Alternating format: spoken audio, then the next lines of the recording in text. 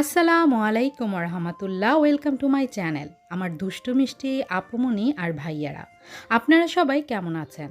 আলহামদুলিল্লাহ, আল্লাহর অশেষ রহমতে আপনাদের দোয়া আর ভালোবাসায় আমি লাকি খুবই ভালো আছি। দেখতেই পাচ্ছেন রান্নাবান্নার আয়োজন আর 2 ব্যাগ ভরা সবজি। এগুলো সবই আমার জন্য। আপনারা যারা আমার ভিডিও রেগুলার দেখেন তারা জানেন আমি বর্তমানে অনেকটাই অসুস্থ। অসুস্থ শরীর নিয়ে বাসায় থাকতে থাকতে অনেকই বোরিং হয়ে গিয়েছিলাম। তাই আমার উনি বললেন, চলো আজকে বাড়িতে গিয়ে তোমাকে ঘুরিয়ে নিয়ে আসি। আর যেই ভাবা সেই কাজ। একদিনের জন্য বাড়িতে গিয়েছিলাম। আর আমার অসুস্থতা দেখে আমার শাশুড়ি আম্মা আমাদের খাওয়ার যেন কষ্ট না হয় এজন্য অনেক কিছু রান্না করে দিয়েছেন এবং অনেক কাঁচা সবজিও দিয়ে দিয়েছেন। আর এই যে দেখতে পাচ্ছেন, এটি হচ্ছে হাঁস, একদম পরিষ্কার কেটে কুটে তৈরি করে দিয়েছে আমাদের জন্য, যেন বাসায় এসে রান্না করেও খেতে পারি। তাছাড়া রান্না করে অনেক খাবার দিয়েছে। এই যে এখন যেটি দেখতে পাচ্ছেন, এটি হচ্ছে গরুর মাংস ভুনা। অনেকই ইয়াম্মি, কারণ সবগুলো রান্নাই মাটির চুলায় করা হয়েছে। এটি হচ্ছে ফার্মের মুরগি ভুনা।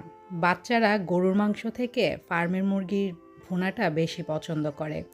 আর এটি হচ্ছে মাছ দিয়ে আলু দিয়ে টমেটোর টক। আর এখন যেটি দেখতে পাচ্ছেন, এটি হচ্ছে বড় রুই মাছ ভাজা, যেটা আমার উনির খুব পছন্দ। আর এই যে উনি হাঁসের মাংস অল্প করে আমাদের জন্য রান্না করে দিয়েছেন। আর এই যে দেখতে পাচ্ছেন বড় এই বক্সে দেশি মুরগি আলু দিয়ে।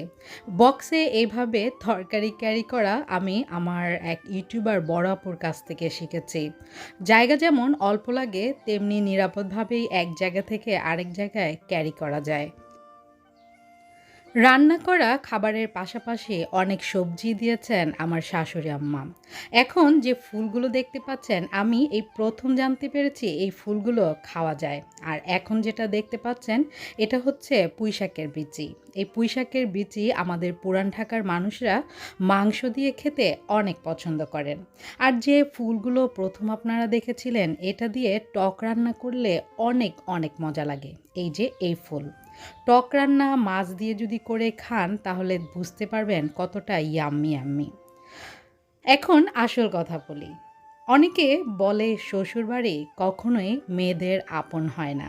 এই কথাটা কিন্তু সম্পূর্ণই ভুল। কারণ আপনি যদি ওদের আপন করে নিতে পারেন তাহলে ওরাও আপনাকে আপন করে নিবে।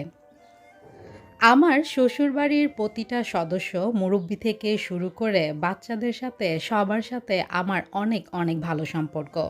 শুধু যে আমার শ্বশুরবাড়ির মানুষের সাথে আমার ভালো সম্পর্ক তা কিন্তু নয়। আমার শ্বশুরবাড়ির আশেপাশে যারা রয়েছে তারাও আমাকে অনেক অনেক পছন্দ করে আর অনেক ভালোবাসে। আর আমিও ওনাদেরকে অনেক বেশি ভালোবাসি। সবাই যখন শুনেছে আমি অসুস্থ, সবাই দেখতে এসেছে আর সবাই আমার জন্য অনেক দোয়া করেছে। আলহামদুলিল্লাহ, সবার দোয়ায় এখন আমি আগের থেকে অনেকটাই সুস্থ। আপনি কারো কাছ থেকে ভালোবাসা আশা করলে, কারো কাছ থেকে সম্মান আশা করলে প্রথমে আপনাকেই নিঃস্বার্থভাবে ভালোবাসতে হবে, সম্মান করতে হবে।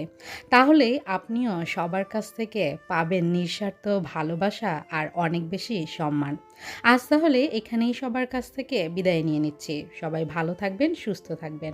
আল্লাহ হাফেজ।